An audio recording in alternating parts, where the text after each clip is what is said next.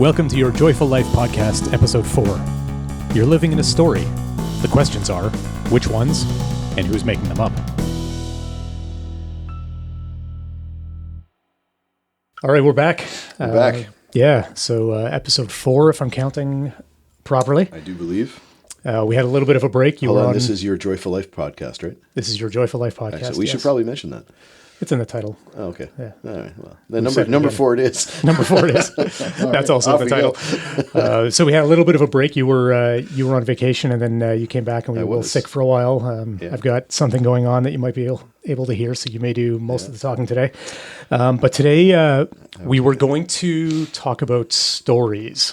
I can't remember exactly how that came up last time, but I remember saying stories. We should talk about stories. And so I've been thinking. Stories. Yeah, I've been thinking about the stories we tell ourselves since we recorded that. And I was thinking about all the different sort of levels of stories we have. So, like, we have stories about ourselves. So I'm the kind of person, I got into a fight with a contractor. He was doing a bad job on Did you? On our roof. Yeah. And so while I was telling myself the story of I'm a person who doesn't like conflict, I was put into a position where I had to be a person who was in conflict with someone to try and resolve something. And the story conflicted with the behavior I was participating in. I was also thinking about, we have stories about the different roles we take on. So, as a husband, I am this kind of person, or I should be this kind of person, or as a parent or whatever.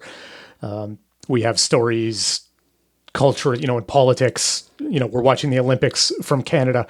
Lots of interesting stories going on about our curling team and, who are we as Canadians if, poking the rock or whatever's going on is a thing. We've got stories about, Canadian national identity as it relates to what's going on in the rest of the world.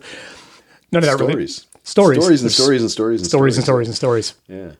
And one of, we didn't talk about this explicitly, but I think we had probably some sort of mutual understanding that we weren't going to talk about politics in this podcast.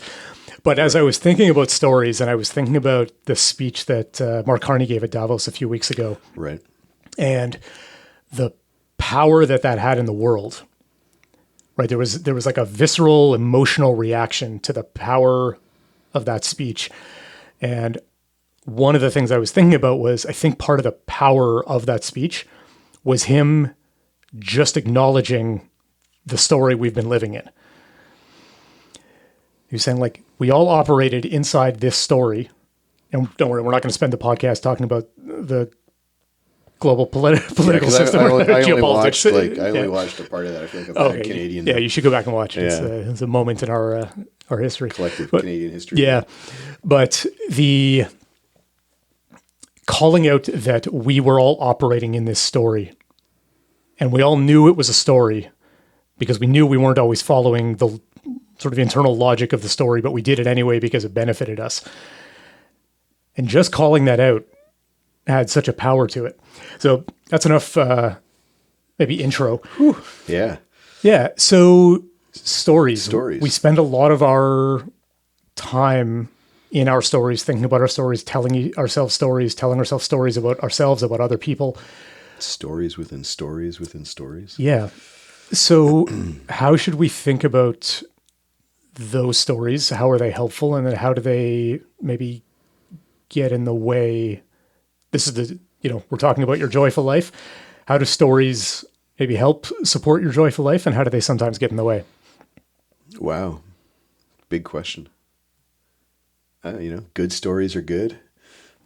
Okay. Bad stories are less good. It's a wrap, folks. We've done it. We live in our stories, and sometimes they feel really good, and sometimes they feel really bad. And I think one of the things that happens as we live in a life of stories that we tell ourselves through attention and acknowledgement, you kind of alluded to that with the Carney story, but no pun intended there, folks. Stories are, my wife, hi Julie, is fond of saying that we're always living in stories. And at first I kind of resisted that because it seemed to me that mostly we live in stories that don't serve us. Those are the ones that we're aware of.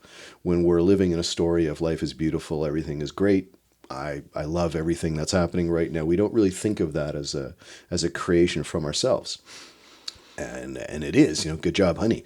It is just as much a story as I think the stories that we typically engage with or become aware of, which are the ones that we want to do something about.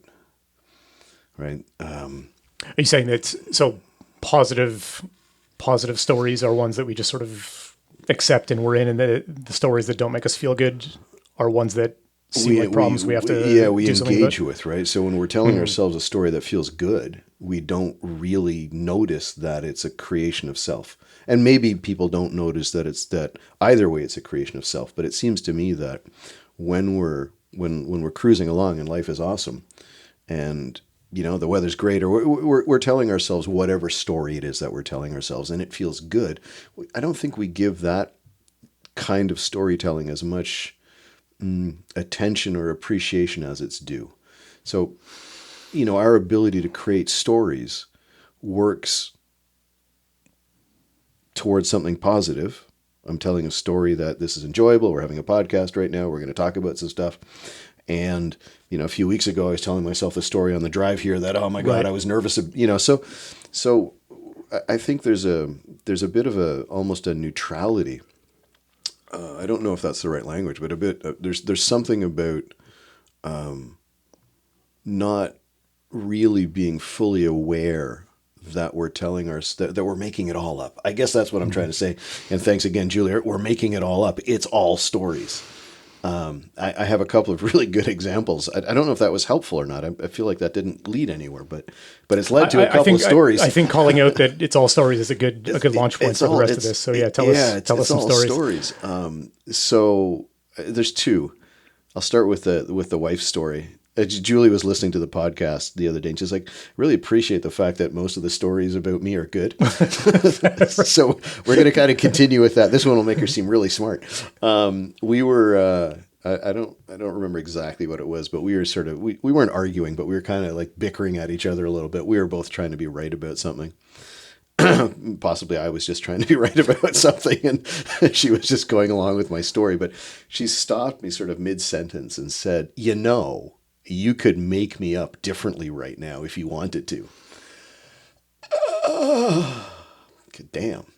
It's powerful, right? Yeah. Like, here I am in the story of a conflict. It's not a major conflict, or we had, but here I am sort of committed to the story of seeing her a certain way. I'm creating her in the moment as someone who this, as someone who that. And she quite rightly sort of, okay, enough of that BS. Why don't you just create me differently? Why don't you make up a different story? I was like, oh, damn, So that was really interesting to see sort of in mild disagreement that, oh yeah, I'm in a story here. I'm making her up. I'm not actually. Something that I've been using in my coaching recently is some version of diamond talking to diamond. So the very best of me as a coach communicates. I want to hold myself or hold the conversation in a way that the very best of me communicates with the very best of them. And I clearly wasn't doing that. Right. What I thought was the best of me, it wasn't the best of me, was trying to have a conversation with some other version than the best of her that I had created in an effort probably to be right, because that is my go-to. So that's one sort of illustration of how stories kind of, I guess, can trap us. It's pretty easy to get committed to this is the way it is. Right. And not see that the way you're perceiving it in that particular moment is a story.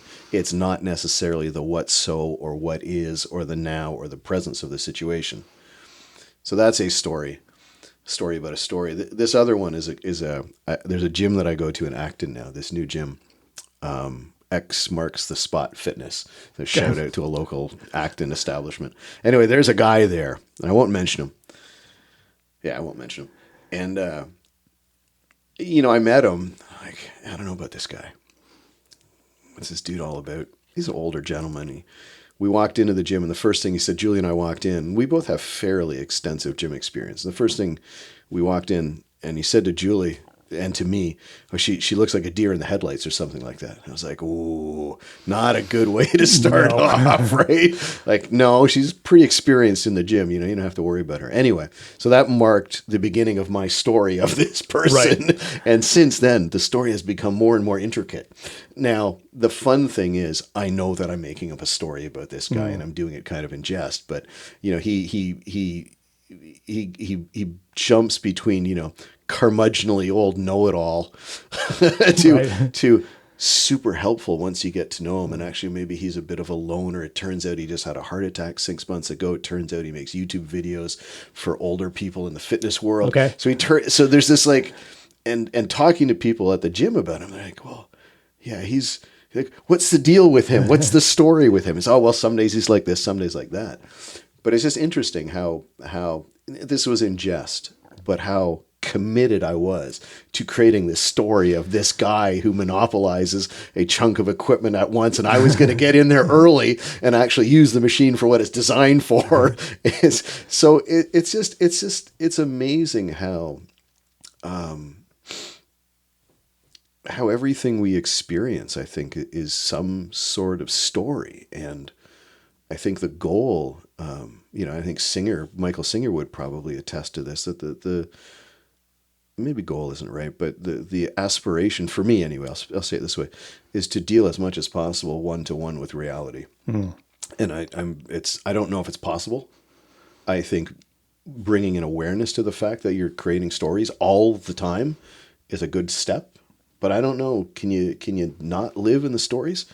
Is there such a thing as objective reality? Like, this is a debate for the ages, right? Yeah. I know that if I drop a ball off a roof, it's going to fall down.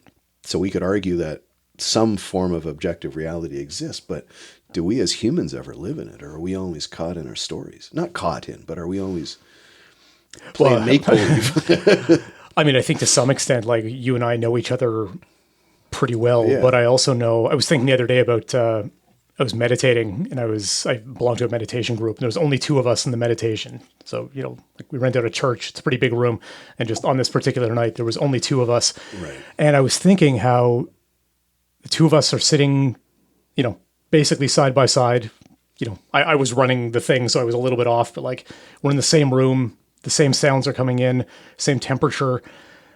And the one thing I was sure of was that her and I were having a completely different experience of every single moment that we were in that room. And that's with all the variables controlled except for our own minds. Right. So getting out and interacting with someone, like, I have no idea what kind of experience you're having right now. Yeah. And I don't want to say 50% of it, but like it's only you and I here having this conversation. Yeah. We're sitting in the same chairs. Yeah. Temperature's the same. Yeah. Our perspectives are a little bit different. Like-minded for the most part, yeah. Yes, but I have no idea what your internal experience is. That's the only thing I really know. And so every assumption I'm making, like, I'm assuming you're having a good time right now. Because I'm smiling. Right. Right. You may be in incredible physical pain and you can't wait to get out of here, and you're just putting a good show on it or something, or Brave whatever it face is. on You it or may have whatever. forgotten, you may be thinking, did I leave my truck running in the driveway? Like, who knows what else you're thinking about? What is objective reality when you have no idea? Like, it's more, to me, that's more of a consciousness question, right? I know what's going on in my experience. I have no idea what's going on in anybody else's experience. And if I take that as my given, then whatever I think is happening has to be made up. It's a story, isn't it? It's maybe an educated guess, but I have no way of knowing. And I know I've interacted with people who were assuming I was feeling one way about something, and I was definitely not feeling that way about it. So yeah, we are just making it up. We have another story this is from a fairly recent coaching conversation with someone who is, I can't give any details. I won't give any details, but he's accomplished. And we were talking about the responsibility that we have to communicate to others And of course, we have a responsibility to try to, as accurately as possible, convey what it is that we're trying to convey. And there's also this reality that I think we're kind of talking about, that we're all taking in information differently. We're all seeing that information through whatever lenses, perceptions we have in that split second or sequence of seconds. And we're not really in control of the story someone else is making up. Right. So this is at the end of our hour, and I was trying to convey this. It happened in real time. He made a comment about something, saying, using language sort of like, we've been circling this for a while. I just have to start practicing it. We should move on next time. And the first time I heard him say that, so the first iteration, the first story was, okay, awesome. Yeah, cool. He's got it. A split second later, the next iteration was, oh shit, we've been wasting time circling this thing that he's had all along, and he's telling me to move on. So, 30 seconds trying to blurt out that I have a perfect example of what we've been talking about. The story that was mostly true, and then the story that it was completely fabricated that came a nanosecond after the original story. And so I actually sent him an email sort of explaining it and saying, this is what I heard. This is how I interpret it the first time. This is the story that I made up. This is immediately on the back of that, the second story. And he's like, okay, thanks for that. And yeah, it was the first story. It's like, I knew that, but it's so fast. It was just so interesting that, in the span of, I don't know how fast does thought happen, right? There were two versions. Yeah. And I think this segues nicely, right? How do you tell a good story from a bad story? Because I would prefer to live in my good stories than my bad stories. And I think in using this example from the coaching conversation, or any of them work really. The stories that we make up they don't feel good. They simply don't feel as good. And there's such a subtlety, I think, to learning, practicing, what's the language here, to being able to discern, excitement from fright, or fear from excitement, or I might have just repeated myself there. But I think, so much of this podcast so far has been about, or is anchored in feeling, using feelings as guidance. We talked about that in the one with the GPS, right?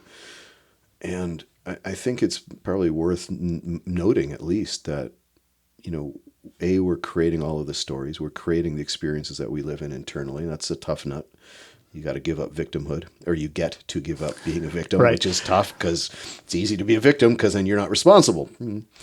So, but this subtlety to what story am I creating? What story am I living in this moment? And how does it feel? How does it feel literally and viscerally in my body? I think that's such a good guide, right? Yeah. Yeah. What do you think? Yeah, I've been thinking.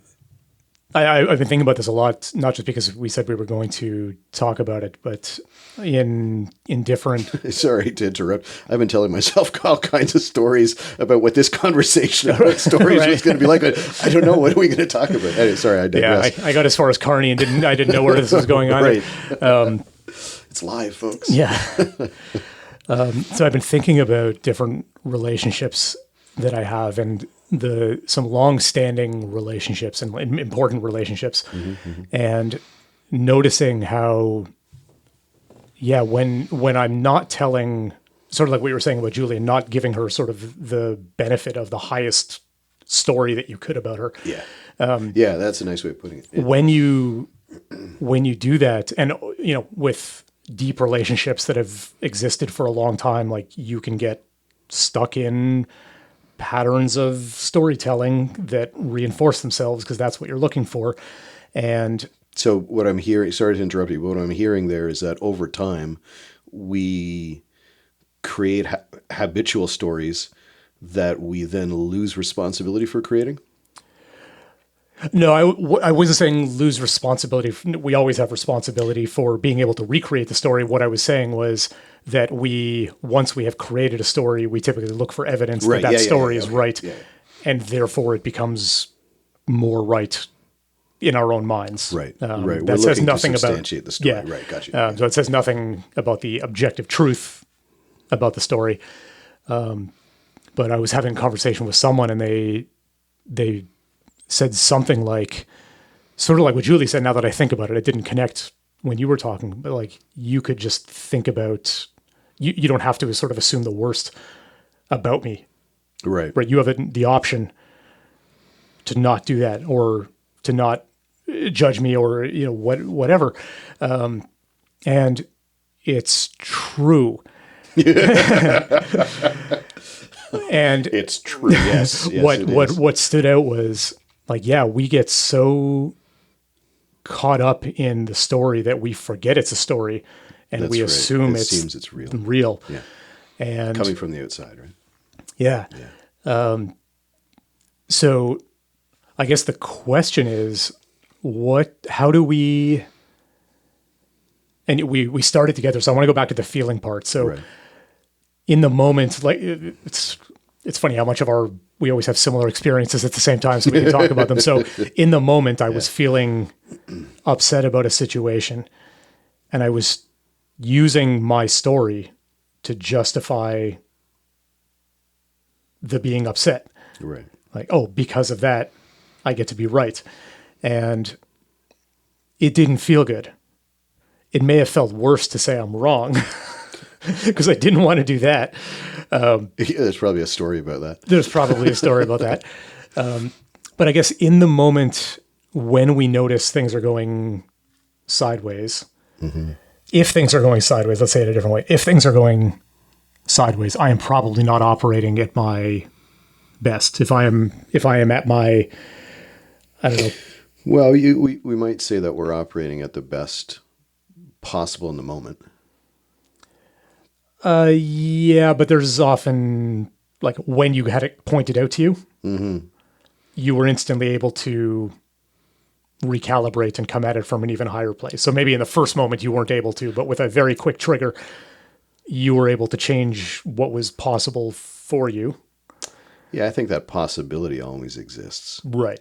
to change Yes. it. Whether we take that possibility or not, whether we're able to in that moment or not, I think is a slightly unique conversation. Yeah. You know, Yeah, I think that's what I was trying to say. So yes, it's possible that we can change our mind and the story we're telling in a given moment. But the hardest time to do that is when you're caught up in the story. When and you're don't- committed to the and story, Don't yeah. realize that the story is yeah. storying you. When So the story is storying you. Yeah, nice. when we are in those moments, like you had the benefit of someone from the outside Right. poking you in just the right way to get you to step back enough to be able to recalibrate, which Well, is yeah, and in fairness, at other times, it's that poke has just got me to double down on my story as well, right? Like that also could happen. So I think where you're going is, what do you do if there's no external reminder? yeah. How do we poke ourselves? We poke ourselves, yeah.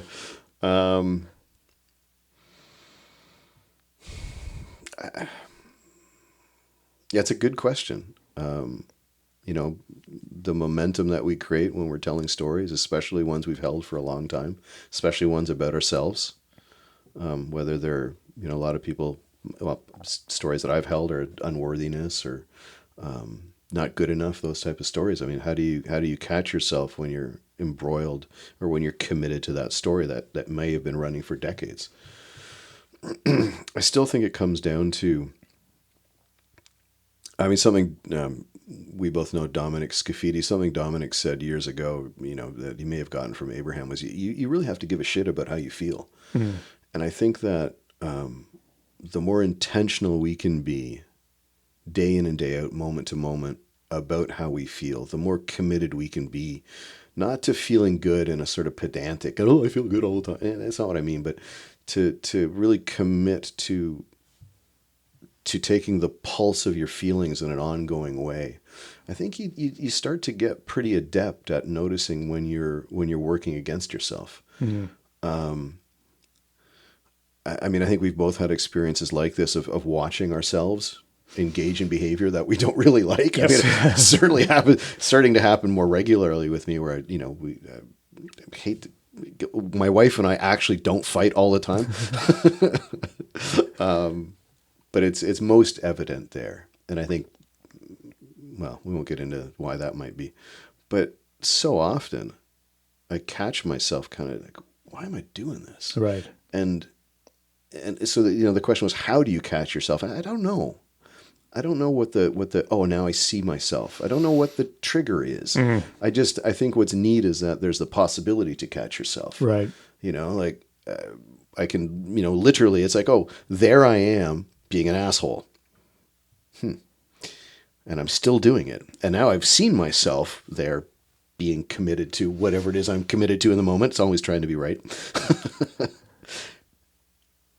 And I'm still persevering with it. I'm so committed to the momentum of the story, or that the story is storying me, that it doesn't. We like to say in some of the communities that all you got to do is notice. I mean, yeah, noticing is a first step, but then I think there's an allowing that has to happen. An allowing of what? Of a new possibility. Okay. All right.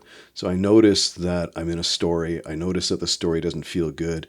If you've been playing in this world for a bit, you might even notice yourself distinct, like the not two different selves, but for argument's sake, two different selves. One is the observer, one is the idiot who's doing the idiot stuff, doing whatever they're doing. And I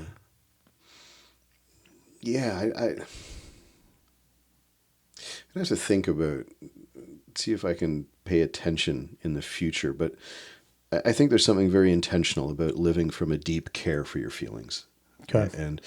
And your feeling state, and then having a connection to that feeling state be an indicator of, what's the story that you're in, what's the thought that you're holding. And I think really telling stories, using the language of telling stories is really kind of the same language as we live in our thinking. Right. So when we live in our stories, when we live in our thinking, we see everything through those lenses. And I think we just have to tune into,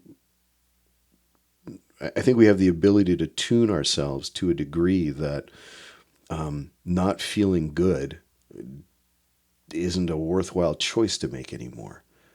That's an interesting way to think about it. Over time, it's like, yeah, the more I care about how I feel, the more I can see the relationship between how I feel and how I'm thinking, or the attention I'm giving certain thoughts and thinking. I think over time, it's like, I don't want to spend as much time there anymore. So there's like a hypersensitivity. I mean, I don't know how to language this really, but I think over time with an intention to notice, and then the connection between thinking and experience and feeling, you just do it less. So I don't know if there's something that can be used as an aha moment. Oh, there it is. Now I got it. I'm being a jerk, or I'm in a story that doesn't serve me. I'm paying attention to thinking that doesn't serve. I don't know if there's a moment. I like the idea that it's possible to notice. Right. Okay. And once it's possible to notice, then it seems logical to me, and I've experienced this many times, that I can change it. Not always successfully. Yeah. It doesn't always work. I mean, if the pathways are deep, right. Not to make an excuse about that, but if it's been 30 or 40 years of something, it might take some practice. Right. Yeah. It's this idea that we live in stories is fascinating. Because it means we're making it all up. And if we're making it all up, we can make it up in a way that serves us more of the time than not. So a bit of maybe a devil's advocate question. So I love these. Outside of... I'm making up a story about them right now, just FYI. Carry on, sir. I come off great in it. So outside of... So we've been talking about sort of like very small, like one-to-one interactions and things. What about things like I pay attention to the news and the story? I don't see that as any different. Okay, so my question... Size and scale don't matter. So what seems to be a little bit different, again, devil's advocate here, is we talk about how like on a one-on-one like you and I don't know the experience the other one is having. When I watch or read about what's going on in the news, there are so many people involved. So I understand individually, I don't know what's going on with any of them, but sort of as a whole, there are patterns that emerge from, whether it's a political thing or what's happening at the Olympics or like an event that happens on the news. Yeah, I may not know every detail to be like, this is exactly what happened, but we can know some things about what is happening in the world. And knowing some of those things certainly doesn't feel good. So I don't feel better in the moment hearing about some of the terrible things that are happening in the world. And I'm paying attention to the terrible things because there's not a lot of it's hard to turn on the good news station, right? It's, It's harder to find. It's at the end of the dial. right. So, media, the internet is all geared towards negativity and outrage and division. So that's what you're going to consume if you're out there most of the time, or at least that's what gets surfaced to me a lot of the time. I don't feel good about consuming that content because it's miserable, but it seems almost like a abdication of responsibility or something to just stick my head in the sand, or I'm going to watch kitten videos so that I feel good. I don't want to feel bad. I want to feel good. I'm just going to change the channel to something wholesome and innocent and sort of not have any idea what's happening in the world. Is that important? What should I be, is there a different way to approach that, given that I'm just making stories up about everything? It's good stories there. I don't know if you noticed those were pretty good stories. But responsibility and whether abdicating or head in the sand, all good stories. Yeah, I don't know, man. I am that, I have a, political science and philosophy background. I have a reasonable idea of what through a certain lens looks like the craziness of the world. I don't consume a lot of information about it. I don't consume a lot of information sort of by choice, but I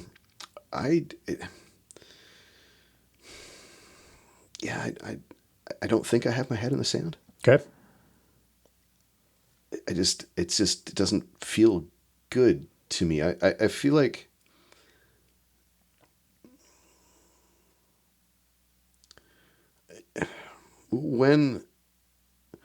is it possible to consume information neutrally? Can you treat information that comes in just as data? Okay, that's what's happening in the world. I don't really have to be outraged by it. Maybe I do have to be outraged by it. Maybe my outrage can take on a different tenor. It's a good question. I don't really have an answer. My own, I have a fairly strong commitment to stories that I have about how things should be, or how I would prefer things to be globally, politically. I think it's abhorrent that there's still hunger in the world. I think it's insane. I think it's absolutely insane that we're still killing each other. I can't comprehend that. And part of me is like, man, we've been doing this for a long time. I hope it stops one day. And I think the answer, where I land in my own, in how I deal with these things that are abhorrent to me, is that we are moving towards a greater knowing, understanding, expanded consciousness that is happening over longer periods of time than I can comprehend. Right. So it's easy to look at the world right now and be fed what's being fed and make up a story about how shitty things are. In context, I mean, how many years do we have to go back? I know it's more than 2, but how many years do we have to go back when people were still dying of the plague or routinely dying in child? So I think it depends on which way you want to focus your attention. By any standards, I shouldn't say by any, I don't want to be that hard about it, but more people are fed around the world, more people are healthy around the world. There's better distribution of food and resort. oh yeah, but the 1% have it all. Okay, yes, that is true. Can it also be true that we're feeding more people than we ever have? Right. Can it also be true? So I think we have a choice in what we want to pay attention to. And personally, I just feel better when I'm seeing the world through. Yeah, no, we're moving towards Right. something. It's part of the continuum, you know. Like what's happening now is what's happening now, and arguing with it is not going to make anything better. Right. You know, believing it should be different, I don't think is going to make it better. I don't think. I don't think the best place to create change is by, you know, starting off with shaking your fist at it. And then the counter argument to that might be, well, you know, you gotta get pissed off. You gotta see that something's wrong, and then change will happen. Right. I don't know if that's true. Maybe it looks true. It looks, with the narrow lens, it looks true. But I think I think the way that I navigate it, I'll say it this way, is I really do believe that we're, the story that I tell myself that makes it easier for me to sleep at night is what's happening in the world is just what's happening in the world, and we're going to move through it, and we're going to move past it, and we're going to move beyond it. And I have so much hope for that, despite remembering very vividly sitting in a second or third year political science course studying Latin American politics, going, oh my God, it's the same shit everywhere. Right. And it seems to keep repeating itself. Right. But as much as things are repeating themselves, there's stuff on the periphery that I don't think gets the attention that it deserves. Yeah, know? that all makes sense. And I think even in the stories of horrible things going on, there are also always stories of people helping each other and you know, people banding together, and, you know, whatever, depends on the situation. Absolutely. And those don't get as much media attention, but if you look for them, you can find them. And I said I was asking a sort of devil's advocate question, because I don't actually think the world is, I sort of share your view, and I, you know, having studied Buddhism and yoga for a long time, like looking at sort of karmic cycles, and, you know, they do take a much broader view of this particular longer term moment. Yeah. Yeah. And in some respects, like, yes, there are things happening that if I could flick a switch, I would not want them to be happening. But at the same time, like, do I really have the wisdom to know which switches to flick and which ones not to? I don't know. But I think falling back to, you know, what story do I choose to be telling? Do I want to be telling myself? Is that people are good, and they get, Buddhists use the word Maya, like delusion, right? You get caught up in delusion. And when I look at people doing evil things, it's hard to look and say that's an evil person. So that's someone who's just very confused about what the point of all of this is. Low level of consciousness, or whatever language, And that helps generate compassion rather than anger. And yeah, absolutely. And maybe that's just a story, and maybe the Buddhists and the yogis have it wrong, and maybe that is an awful, evil person. But I feel better thinking about the compassion angle. And if, you know, not that I'm going to be, you know, face to face with that person, but if I were, you know, it wouldn't be with a fist. And so going back to sort of what you were saying before, is like, that's a way to look at a situation from a different perspective, telling myself a different story, where I'm not hiding from the reality of the story, or at least that doesn't feel like it. Like you know, I am understanding what's happening. I can see what's happening. I can empathize with the parties involved. And yeah, I feel through that story, I can feel compassion and patience. And if I were going to do anything about it, and God knows I'm not an activist, and I'm, you know, not in a country that needs a lot of activism anyway. But if I were, the place that I would be coming from, I think, would be a more wholesome place. I don't know. That's a great story. Right? It's just a story. Yeah. It's I don't even know if I believe it. I think what's neat, and I think what I'm sort of hearing in what you're saying, and the original sort of query was around, you know, what do we do about sort of a mass consciousness, you know, like where it looks like it's coming from the outside. You know, I think what seems true to me is that no matter how it looks, we're still at the center of our own storytelling. Right. And from the center of our own storytelling, we can choose this story or that story. And even though it doesn't feel like I don't feel like I choose to get upset with someone.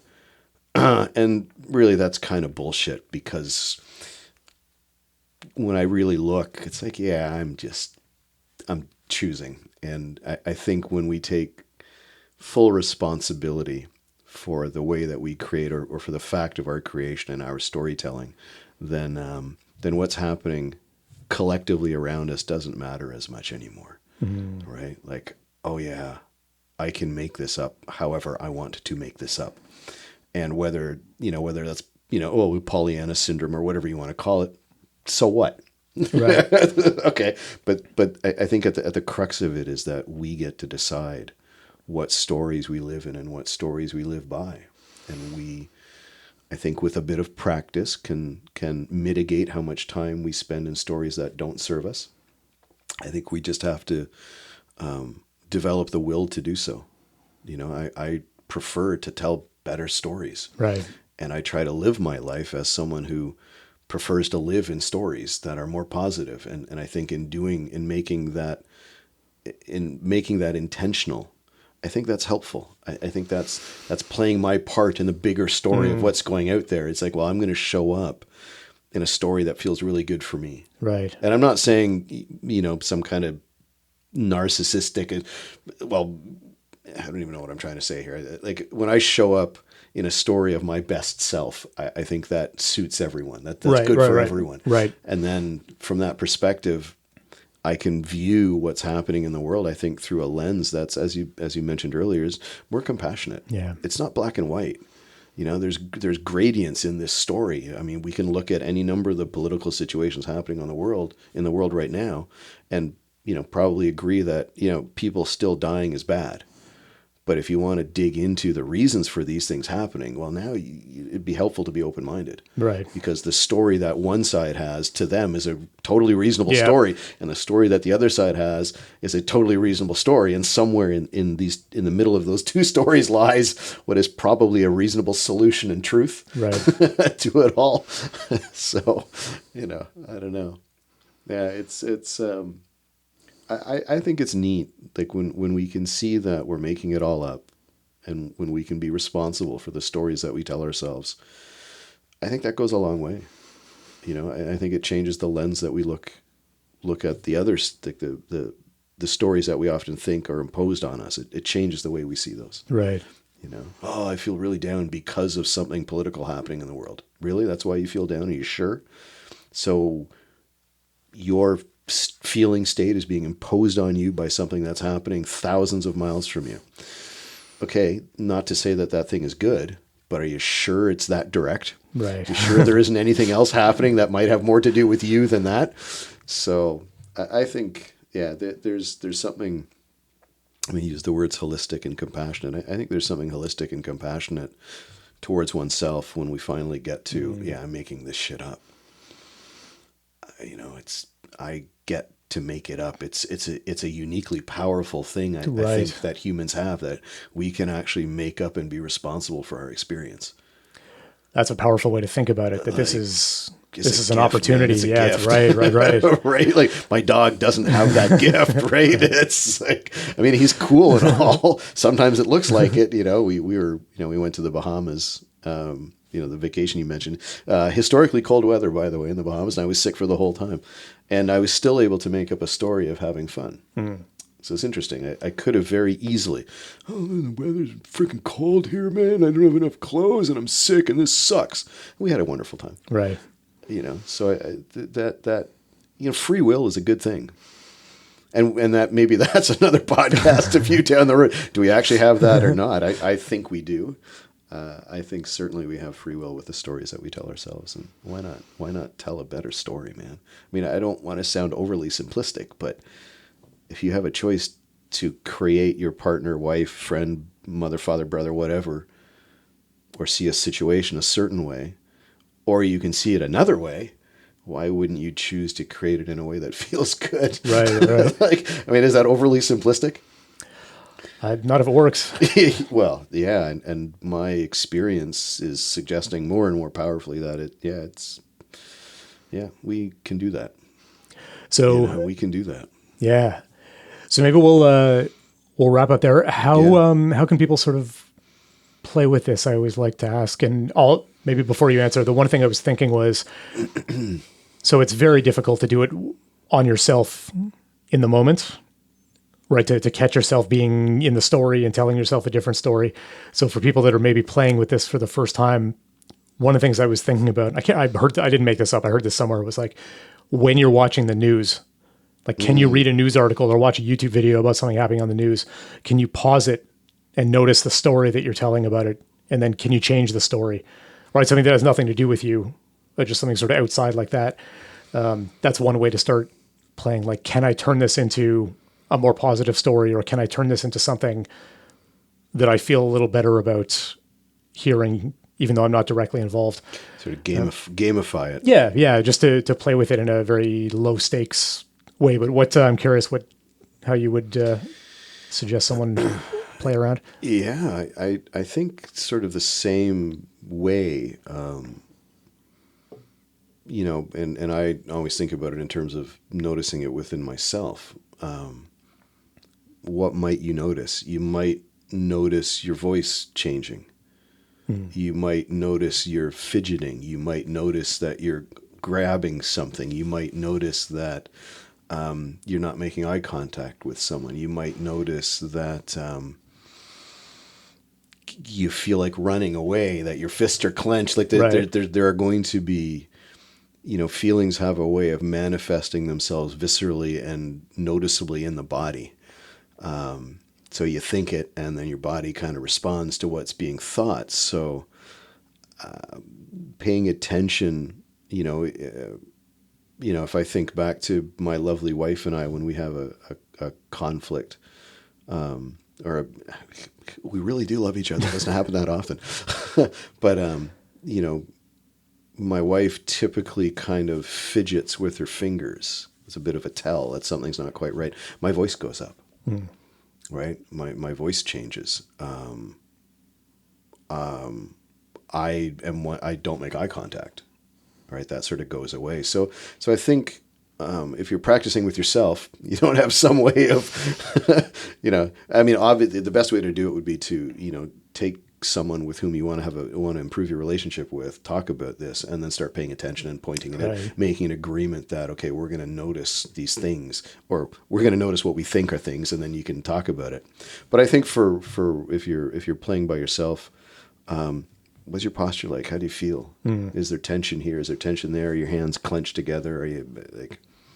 So all of that's going to indicate to you what kind of story, or the sort of quality of the story you're telling yourself, whether I think so, right? Like if we buy into this idea that, the experience that we're having comes through our thinking and we feel that, then it makes sense to me that if I'm having a conversation and I feel myself really leaning in or my fists clenching, that probably I'm not in the best story I could be in. Right. So just, I would say that, starting to look for physical tells of what's happening upstairs is probably a decent place to start.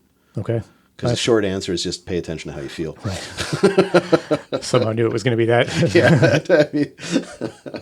These podcasts can be so short. All right. Well, that's great. So we'll leave it there, and we'll. Yeah. Number 4. So go play with that, everyone, and have fun. Yeah.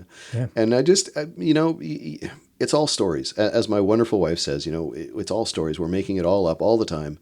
And when you can see that you're making it up all the time, then you start being able to make it up responsibly or intentionally all the time. Anyway. All right, cool. Nice. All right, cool.